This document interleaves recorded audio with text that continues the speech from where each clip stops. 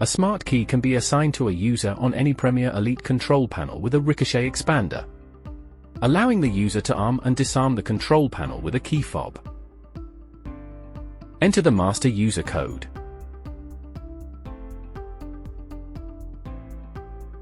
Press menu. Press yes.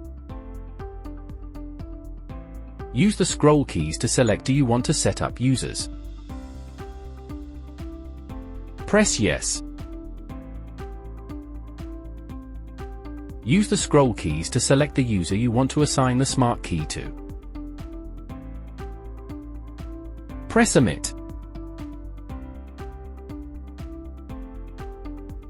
Press no to start the learning process.